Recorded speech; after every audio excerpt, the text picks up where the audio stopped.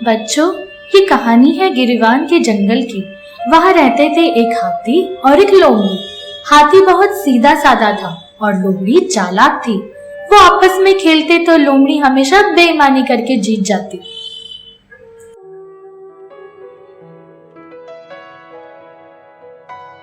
चल आजा, नदी में खेलेंगे। नदी? ना बाबा ना, मुझे पानी से डर लगता है। ओह, ठीक है। चल फिर गोल मैदान में जाके पकड़म पकड़ाई खेलते हैं। चल मोटे, रेस लगाते हैं। जो पहले पहुंचा वो जीता। ये मैं चली। अच्छा, पर शुरू तो साथ में करना। अरे चली गई, हमेशा ऐसा ही करती है।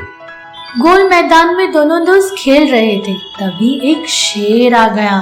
शेर दोनों जानवरों को देखकर खुश हो गया। अरे वाह, मुझे तो सिर्फ लोमड़ी की आवाज आई थी, पर यहाँ तो एक हाथी का बच्चा भी है। आज तो दावत होगी। मैं तुम दोनों को खा जाऊंगा। हा हा हा। शेर? अरे बाप रे, रुको, हमको मत खाओ। हम तो अपना खेल खेल रहे थे बस। मेरे पेट में चूहे खेल रहे हैं, अब तुम उनके साथ खेलना। रुकिए महाराज, जरा मेरी बात सुन लीजिए। बोलू, तुम जरा यही रुको, मैं महाराज से बात करती हूँ। अच्छा ठीक है, कुछ करो लोमड़ी और हम दोनों को इस मुसीबत से निकालो। लोमड़ी और शेर एक कोने में जाके बात करते हैं। महाराज, आप दयालु हैं। मैं समझती हूँ आपको भूख लगी है और आप हमको नहीं छोड़ेंगे, पर मेरी विनती है, आप हम दोनों में से एक को ही खा लीजिए और एक को जाने दीजिए। चलो ठीक है, मेरा पेट भी एक से भर जाएगा, और बासी खाना तो मैं खाता नहीं हूँ। क्या तुम अपनी कुर्बानी के लिए तैयार हो? नहीं, मेरे कहने का मतलब ये नहीं था महाराज। आप मुझे ना खाइए, मैं तो बहुत छोटी सी हूँ। मुझे खाके तो आपका पेट भरेगा भी नहीं। आप उस मोटे हाथी को खा लो, वो तो तेज भाग भी नहीं सकता, और उसको खाके आपका पेट अच्छे से भर जाएगा। ऐसा? लेकिन देखा जाए तो हाथी शक्तिशाली है। उसका शिकार करने में मैं थक जाऊंगा। हाँ, अगर तुम उसको मेरी गुफा में ले चलो तो मैं भी तुम्हारे बारे में कुछ सोच सकता हूँ। हाँ महाराज, क्यों नहीं, मैं ये कर सकती हूँ। वो हाथी बहुत बेवकूफ है, उसको दिमाग ही नहीं है। मैं उसको आपकी गुफा में ले आती हूँ। ऐसा बोल के लोमड़ी अपने दोस्त हाथी के पास आई। बोला, अब डरने की कोई बात नहीं है। शेर महाराज तो मेरी मौसी के ससुराल से है, मेरे रिश्तेदार हैं। हमको खाना तो दूर की बात है, उन्होंने तो हमको आज घर पे बुलाया है। उनके बच्चे का जन्मदिन है आज। अरे वाह, मैं तो डर गया था और ये तो अच्छी बात निकली। नए दोस्त बनाएंगे। बहुत मजा आएगा। तो चलो हम लोग उनके साथ ही उनके घर जाते हैं। तो फिर हाथी और लोमड़ी दोनों शेर के पीछे पीछे उसके घर के रास्ते जाने लगे। तभी वही एक नदी के पास। अरे सुनो, मुझे जरा जोरों से प्यास लगी है। मैं अभी बस एक घूंट पानी पी लूं, फिर चलता हूँ। अभी लगनी थी प्यास? अच्छा ठीक है। और हाथी नदी पे पानी पीने गया और वहाँ से पानी के अंदर तैर के दूसरी तरफ चला गया। अरे अरे हाथी, तुम उधर कहाँ चले गए? जा जा लोमड़ी, मैं तेरी चाल सब समझता हूँ। तू हमेशा मुझसे बेईमानी करके जीतती रही, पर मैंने कुछ नहीं कहा। पर आज तो तू मुझे धोखे से मारना चाहती थी। अब अपने लिए कोई और दोस्त ढूंढना। अरे हाँ, पीछे तुम्हारे मौसा जी खड़े हैं ना, उनके पेट के चूहों से दोस्ती करना। नहीं नहीं, मुझे मत खाना।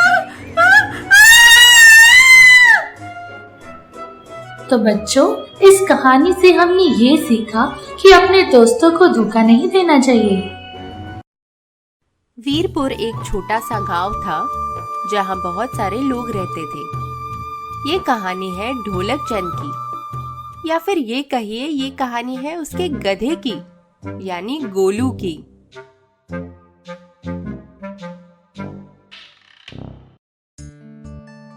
ढोलक चंद अपने गधे से बहुत प्यार करता था और उसका बहुत ख्याल रखता था। लेकिन गोलू गधा नटखट था और कामचोर भी।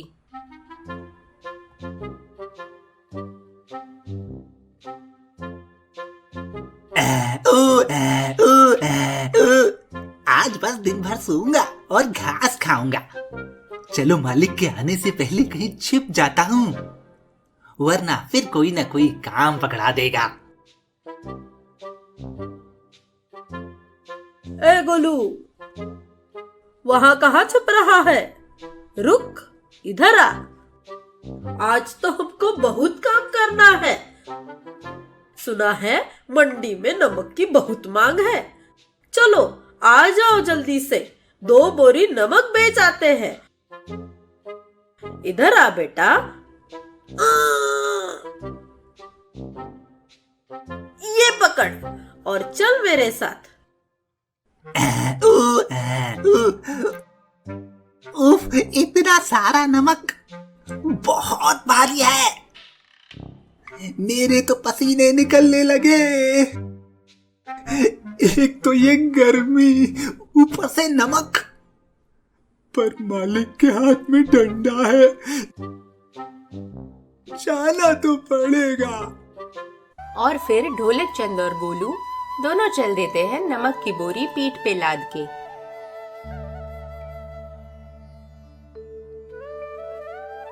गोलू, सामने नदी है, हमको पुल से चल के जाना है। जरा संभल के चलना, अगर कुछ इधर उधर हो गया तो दोनों पानी में गिर जाएंगे।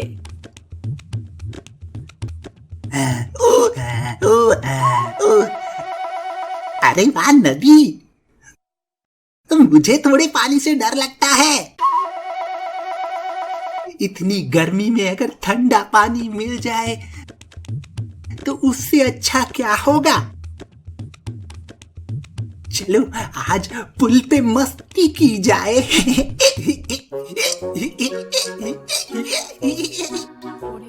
अरे गोलू, संभल के, हिलो मत, गिर जाएंगे दोनों।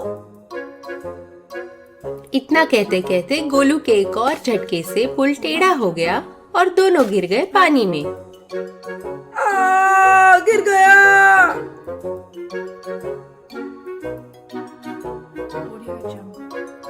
बड़ी मुश्किल से दोनों बाहर निकले। नदी के पानी में आधे से ज्यादा नमक घुल गया, इसलिए गोलू गधे को भी बड़ा हल्का हल्का लगने लगा।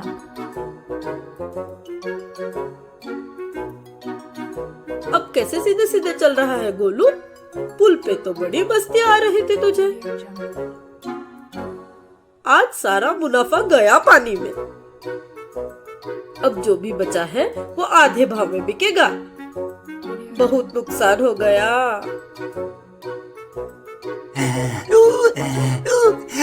अरे ये तो मस्त तरीका है। सामान भी हल्का हो जाता है और गर्मी भी दूर हो जाती है। अगले दिन भी यही हुआ दोबारा। ढोलक चंद गोलू की शैतानी समझ गया। वो उसको समझाने लगा। गोलू, तूने आज भी नुकसान कर दिया। कब बड़ा होगा तू? ऐसे तो मेरा धंधा ही बैठ जाएगा। खैर, चलो ये बचा हुआ गीला नमक आधे भाव में बेच आते हैं। फिर अगले दिन ढोलक चंद ने गोलू के ऊपर नमक की जगह रुई लाद दी। इस बार ढोलक चंद पुल के पहले ही रुक गया, पर गोलू ने हमेशा की तरह पुल पे हिलना डुलना शुरू कर दिया। पुल टेढ़ा हो गया और गोलू गया पानी में। छपाक!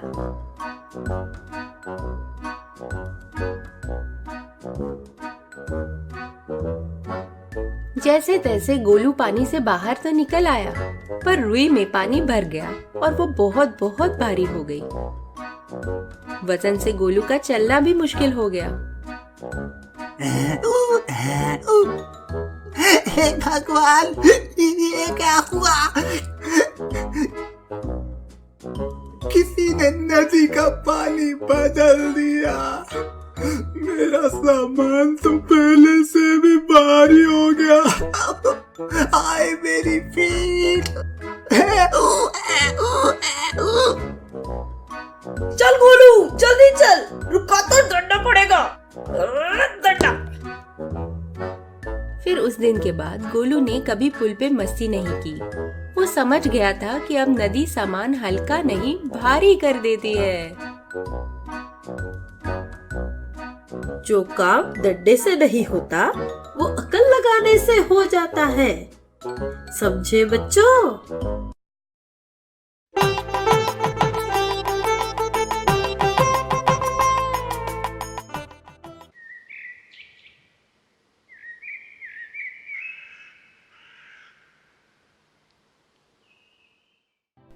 एक गुरुकुल में 4 ब्राह्मण शिष्य पढ़ते थे।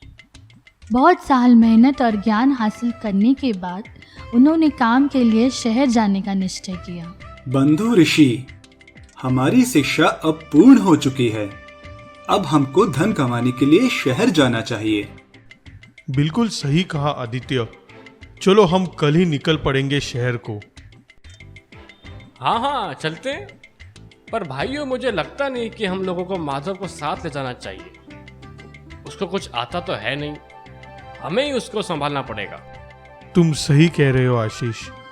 माधव ने गुरुकुल में आज तक कुछ नहीं सीखा, फालतू में हम पे बोझ बना रहेगा। अरे नहीं, उसे भी ले लो। कुछ नहीं तो हमारा बोझा उठाने के ही काम आ जाएगा। हाँ, सामान तो काफी हो जाएगा हम सबका। ठीक है, माधव को हमारा सेवक बना के ले चलते हैं।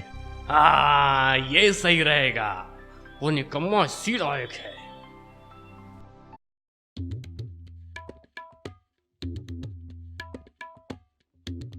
ये ले माधव, मेरे 2 संदूकें हैं, ये तुम उठा के ले चलो। ये सारा सामान मुझे अकेले उठाना होगा? हाँ माधव, यही तुम्हारे हिस्से का काम है। शहर में हम सबके अपने अपने काम होंगे। अब तुमको मजदूरी के अलावा कुछ और आता भी तो नहीं है। लो भाई ऋषि, आम खाओ।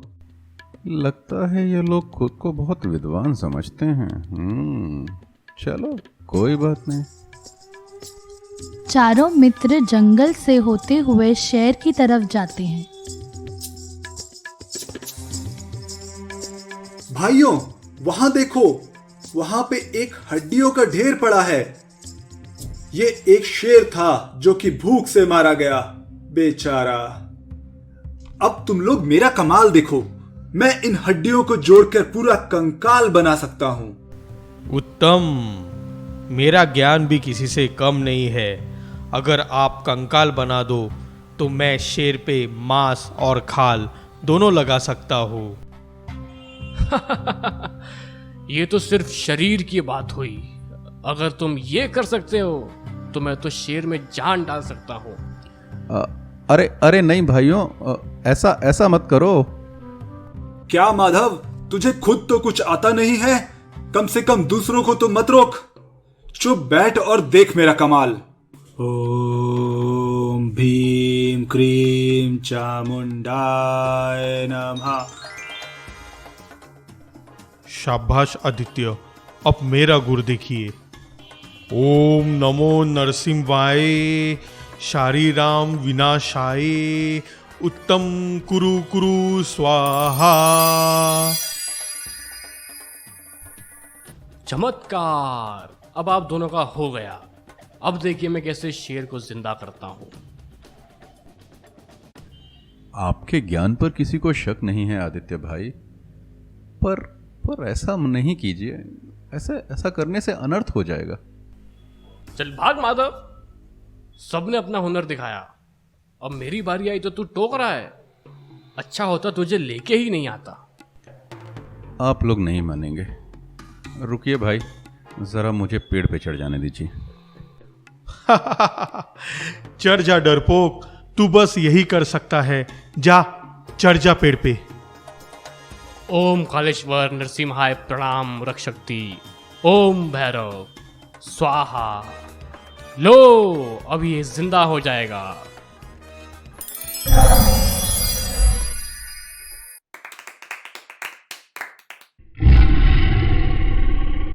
एहसान फरामोश, हमने तुझे जीवन दान दिया और तू हम पे ही गुर्रा रहा है। जीवन दान समझते हो?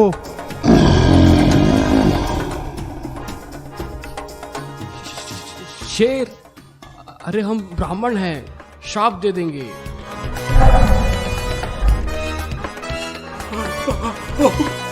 भागो!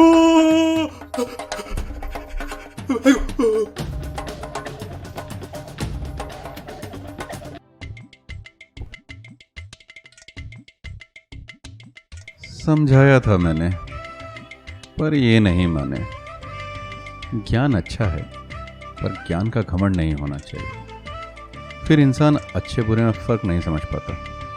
खैर चलो, ये सामान अब मेरा हुआ।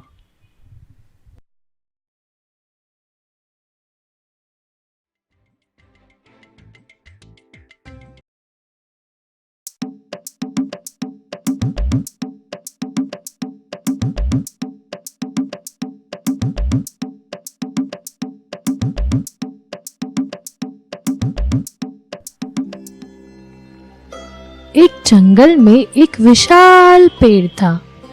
पेड़ पे बहुत तरह के पंछी अपना घर बना के रहते थे। कौवा, मैना, बुलबुल, तोता और भी कई सारे। उनका जीवन अच्छे से बीत रहा था, पर एक दिन वहां एक खतरनाक सांप आया।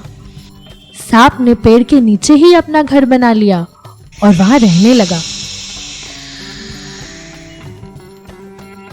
रहने तक भी ठीक था, पर सांप ने दूसरों को परेशान करना शुरू कर दिया। वो रोज पेड़ पे चढ़ के चिड़ियों के 2-3 अंडे खा जाता।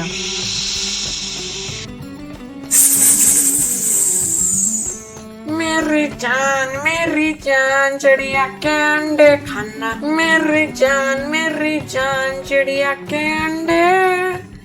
संडे हो या मंडे, रोज खाओ चिड़िया के अंडे। टिंग टिंग टिंग। सभी पंछी परेशान थे। उन्होंने एक सभा बुलाई। दोस्तों, ये मुश्किल घड़ी में आप सभी को इकट्ठा किया है। कल मेरे घोंसले में से 2 अंडे वो ग्राउंड फ्लोर पर रहने वाला सांप खा गया। वो ताकतवर है, इसीलिए उसे कोई कुछ नहीं बोल सकता। अब यहाँ रहना मुश्किल है। वो अंडे खा जाता है, हमारे बच्चों को खा जाता है। मुझे लगता है हम सबको ये पेड़ छोड़कर कहीं और जाना पड़ेगा। अरे पर हम तो इस पेड़ पे सदियों से रह रहे हैं। मेरा जन्म यही हुआ, मेरी मम्मी भी यहीं रहती थी। कितनी यादें हैं हमारी। ये पेड़ हमारा घर है। क्या कुछ और किया नहीं जा सकता? बिल्कुल किया जा सकता है। मेरे पास एक तरकीब है। सब लोग जरा पास आओ।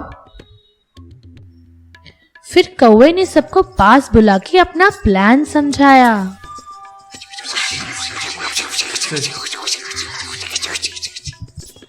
वाह वाह वाह वाह। कहो मामा, आप तो बहुत बुद्धिमान हैं। ऐसा ही करते हैं। चलो। फिर मिलकर सब पंछी राजा के महल गए। महल के दरवाजे पे दरबान बैठे थे। मीनू बैना दरबान के पास जाके अपनी सुरीली आवाज में गाना गाने लगी। ला ला ला ला ला, कुहू कुहू कुहू कुहू। अरे भोला, देख कितनी प्यारी मैना है। कितना सुर में गा रही है। चल थोड़ा पास जाके सुनते हैं। दोनों दरबान दरवाजा छोड़कर मैना का गाना सुनने लगे। कालू कौवा और पोपी पोपट महल के अंदर चले गए। अंदर जाके कालू कौवे ने रानी के कमरे से मोती का हार उठा लिया। वो तेजी से बाहर की तरफ भागा। तभी पोपी पोपट ने आवाज लगाई, चोर चोर चोर चोर, रानी सा का हार चुरा लिया, पकड़ो पकड़ो, भागने न पाए। आवाज सुन के राजा की दरबान चौंक गए और तेजी से कौवे के पीछे भागे। कालू कौवा भी धीरे धीरे पेड़ की तरफ उड़ता रहा ताकि दरबान पीछे से आ सके। फिर पेड़ पे पहुंचकर कालू ने वो मोतियों की माला सांप के बिल में डाल दी। सरताज मियाँ, तुमसे मिलने कोई आया है। कौन है भाई? मेरे सोने का वक्त है, क्यों सुबह सुबह परेशान कर रहे हो? भोला संभाल, देख सांप। जाने मत देना, उसके गले में रानी सा का हार है, मार उसे। फिर दरबार ने अपने भाले से सांप को मार दिया और हार लेके चले गए। दुष्ट सांप का अंत हुआ। सभी चिड़िया फिर से उस पेड़ पे खुशी खुशी रहने लगे। समझे बच्चों, जब शक्ति से काम ना हो पाए तब युक्ति काम आती है। नन्ही नन्ही चिड़ियों ने भी सांप को हरा दिया।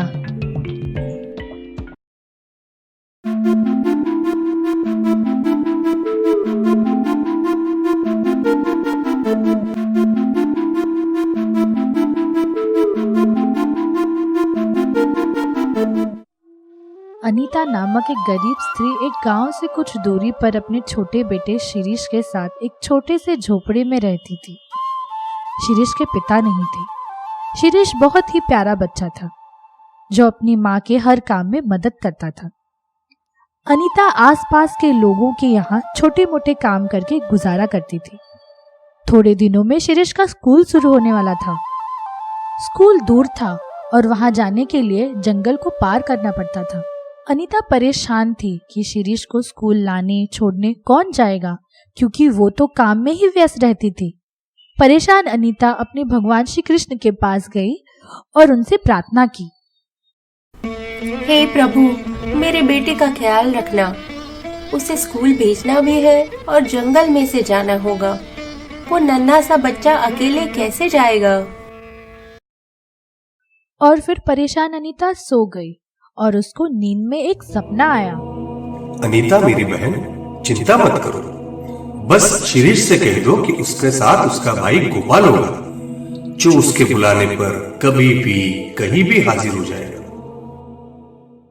ये बात सुनकर अनीता चौंक कर उठी, पर उसे कोई दिखाई नहीं दिया। अरे, ये तो सपना था। सुबह होते ही वह उठकर जल्दी जल्दी शिरीष के लिए दूध नाश्ता तैयार करने लगी। फिर शिरीष को उठाकर तैयार करने लगी। माँ, स्कूल जाते आते वक्त मेरे साथ कौन होगा?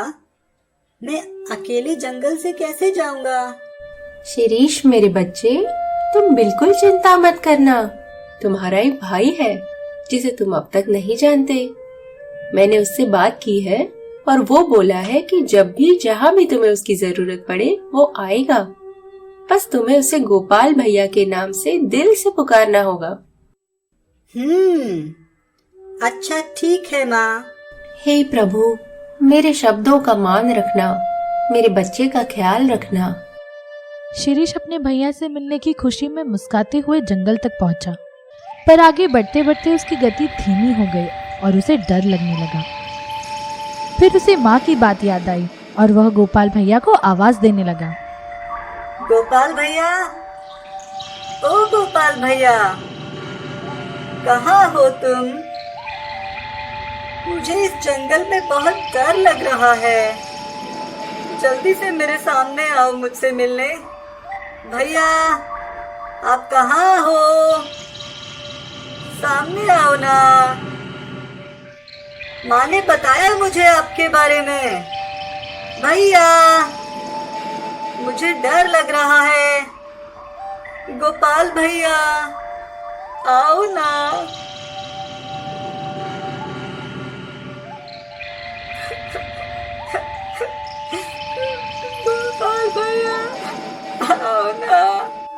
अरे शिरीष, मेरे छोटे भाई, आखिर हम मिल ही गए। मेरे होते तुम्हें डरने की कोई जरूरत नहीं। चलो शिरीष, स्कूल के लिए देर हो जाएगी, मैं तुम्हारे साथ चलता हूँ।